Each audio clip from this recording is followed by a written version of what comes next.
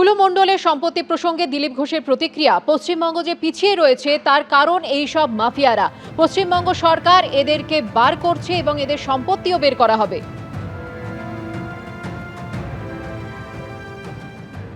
যত গরিব জেলা আছে সেখানে যত বড় বড় মাফিয়া আছে। পশ্চিমবাংলা যে পিছিয়ে আছে, কিছু জেলা যে গরিব আছে তার কারণ হচ্ছে ওখানকার সম্পদকে লুট করেছে কিছু লোক এবং সরকারি সহায়তায় করেছে। আজকে সরকার সমস্ত তদন্ত করছে, আর সে সম্পদও বার করা হবে এবং যোগ্য জায়গায় তাদের পৌঁছে দেওয়া হবে। কেউ আইনের বাইরে নয়, ধীরে ধীরে সবার কাছে সরকার আইনের হাত পৌঁছবে।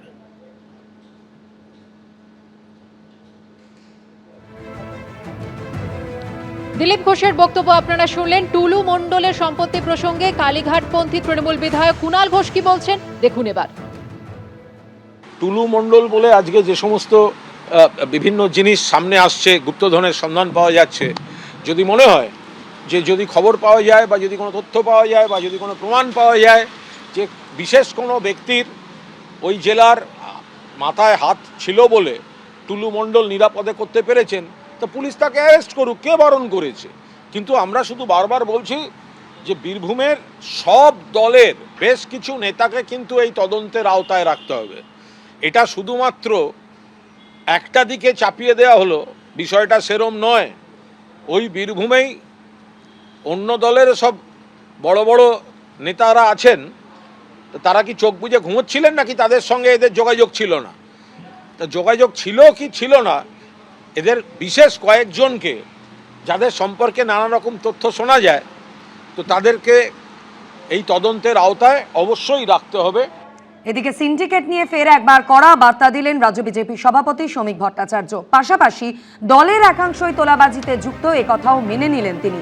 2 মাস একটা সরকার তৈরি হয়েছে, সবকিছু সমাধান করা যায়নি। যদি বলি সমস্ত তোলাবাজি বন্ধ করে দিতে পেরেছি, তাহলে ভুল বলছি। কি বলেছেন আর শোনাবো। 2 মাস হয়েছে একটা সরকার তৈরি হয়েছে, সমস্ত কিছু সমাধান করা যায়নি। আমি আমার দলের পক্ষ থেকে যদি দাঁড়িয়ে আপনাদের সামনে বলি যে আমি সমস্ত জায়গায় এক্সটর্শন বন্ধ করে দিতে পেরেছি, ভুল বলছি। বিচ্যুতি আছে, একটা পদ্ধতির মধ্য দিয়ে মানুষ দীর্ঘদিন চলে গেছে, একটা ইজি মানির মধ্য দিয়ে একটা সিন্ডিকেট তৈরি হয়েছে। ক্ষমতার পট পরিবর্তনের সঙ্গে সঙ্গে সমস্ত পরিমণ্ডল যে বদল হয়ে গিয়েছে এরকম নয়।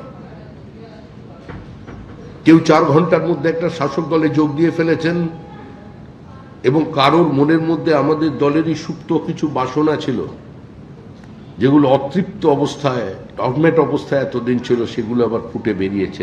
সেও কারোর সঙ্গে যোগ দিয়েছে। এ অস্বীকার করলে মিথ্যাচার করা হবে। আমরা চেষ্টা করছি দলের পক্ষ থেকে সেটাকে নিয়ন্ত্রণ করার।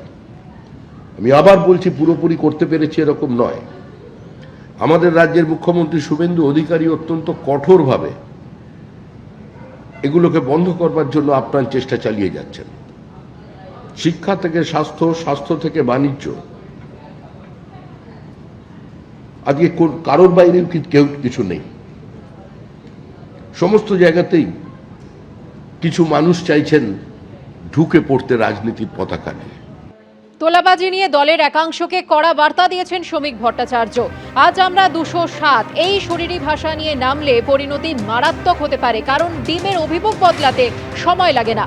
আর কি বলেছেন শ্রমিক ভট্টাচার্য দেখুন। আমাদের অর্থমন্ত্রী চলে যাওয়ার আগে যে কথাটা বললেন, যে ভুল যেখানে মনে করবেন সরাসরি বলে দেবেন এটা ভুল হচ্ছে, প্রতিবাদ করবেন। প্রতিবাদকে বাজেয়াপ্ত করে কোনো সমাজ দীর্ঘস্থায়ী হতে পারে না।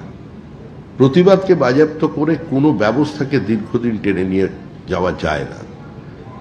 পৃথিবীতে সমস্ত একচেটিয়া একদলীয় একাধিপত্যের পতন হয়। আজকে আমরা 207 এই শরীরী ভাষা নিয়ে যদি আমাদের দলের কেউ নেমে পড়ে ময়দানে, তাহলে পরিণতি কিন্তু অত্যন্ত বিপজ্জনক হবে। যে অনাকাঙ্ক্ষিত ডিম থেরাপি শুরু হয়ে যাবে, সেই ডিম কিন্তু ঘুরে অন্যদিকেও পড়তে পারে। এটা প্রত্যেককে মনে রাখতে হবে, আমার দলকেও মনে রাখতে হবে।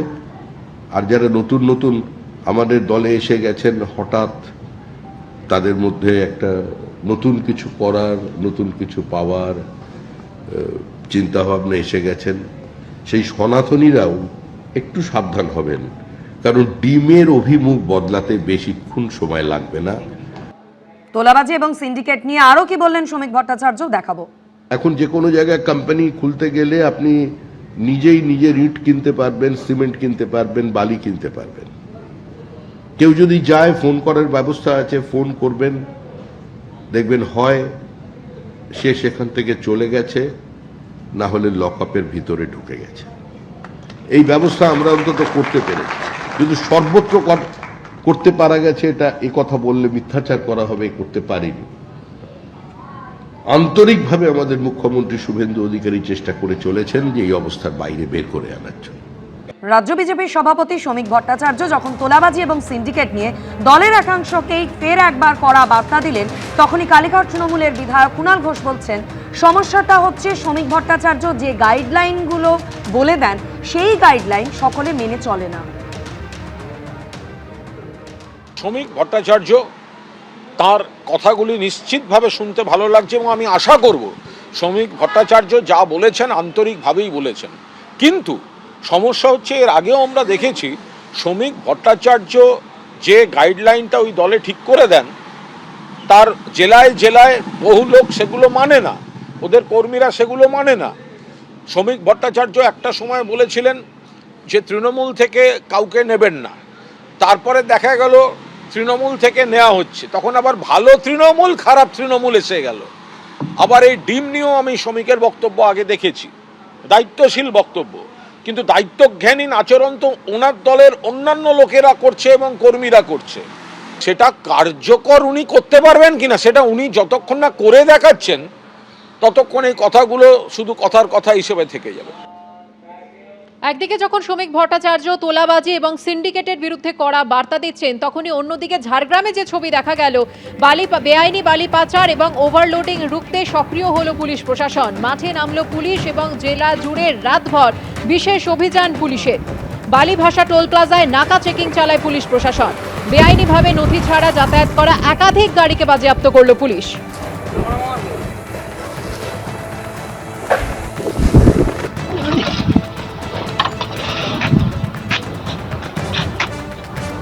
নিয়ম ভঙ্গকারী গাড়িগুলির বিরুদ্ধে মোটা অঙ্কের ফাইন ধার্য করা হলো। কোনো মতেই বেআইনি বালি পাচার কিংবা ওভারলোডিং সহ্য করা হবে না, জানিয়ে দিল ঝাড়গ্রাম জেলা পুলিশ।